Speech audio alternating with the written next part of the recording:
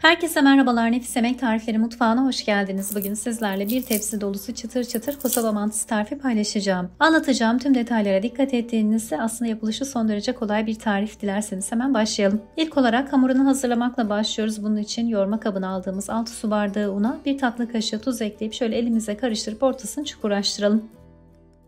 Ardından 2,5 su bardağı ılık suyu ilave edip hamuru yoğurmaya başlayalım. Kullanacağımız unun cinsine göre hamurun kıvamında ufak tefek farklılıklar olabilir. Biraz sertçe bir hamur yoğurmamız gerekiyor. Verdiğim ölçüler bu tarif için tam gelecek ama daha kolay yoğurmak için dilerseniz unun bir kısmını sonradan yavaş yavaş ilave edebilirsiniz. Gördüğünüz gibi hamurumuz toparlandı. Şimdi üzerini streç filmle kapatıp yarım saat kadar dinlendirelim.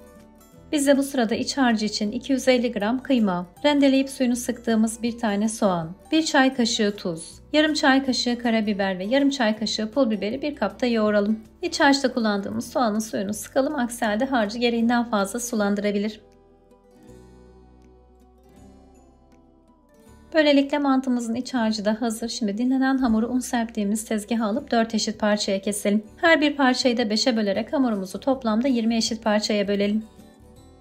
Kestiğimiz parçaları elimizle yuvarlayarak beze haline getirelim. Bezeleri tek tek açacağımız için beklerken kurumamaları için üzerlerine bir bez örtelim. Şimdi sırasıyla bezelerimizi bir oklava veya merdane yardımıyla açmaya başlayalım. Hamurlar dinlendiğinde çok daha kolay bir şekilde açılacak. Çok fazla açmanıza gerek yok. Bir karış boyutunda açmanız yeterli olacak.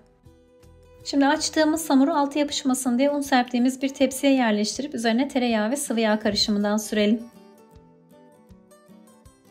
İkinci bezeyi de aynı şekilde oklavayla genişlettikten sonra tepsideki hamurun üzerine yerleştirelim. Tüm hamurları açıp 10 kat oluncaya kadar tek tek üst üste dizelim. En üstte kalanı yağlamadan bırakalım. Katların arasına bolca tereyağı ve sıvı yağ karışımından sürmeyi unutmayın. Toplamda 20 bezemiz vardı. Bu şekilde onarlı gruplar halinde açınca 2 grup hamur elde etmiş olacağız.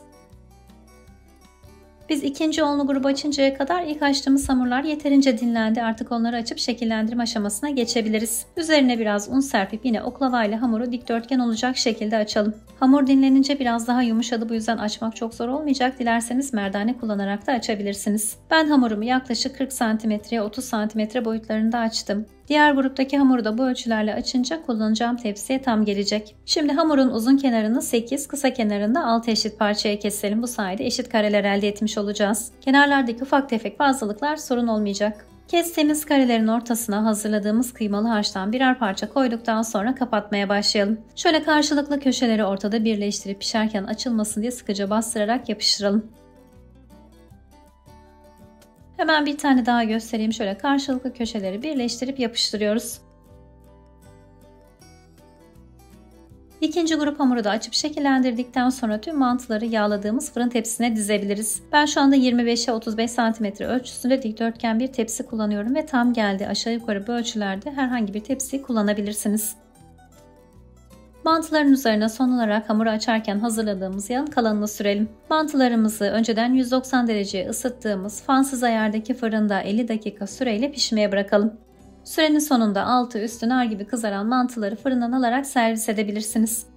Şöyle hemen çıtırtıyı da duymanızı istiyorum. Yapımı biraz zahmetli olsa da iştah kabartan ve yemesi çok keyifli bir tarif. Umarım sizler de dener ve memnun kalırsınız. Ben üzerine yoğurt ve biraz yağda kızdırdığım toz biberi gezdirdim. Dilerseniz sade olarak da servis edebilirsiniz. Bu lezzetli tarifi denerseniz yorum ve fotoğraflarınızı bizimle paylaşmayı unutmayın. Şimdiden deneyecek herkese afiyet olsun. Tarifle ilgili tüm detayları açıklamalara ekliyorum ancak farklı soru ve önerileriniz olursa yorumlardan her zaman yazabilirsiniz. Videoyu vakit ayırıp buraya kadar izlediğiniz için özellikle teşekkürler.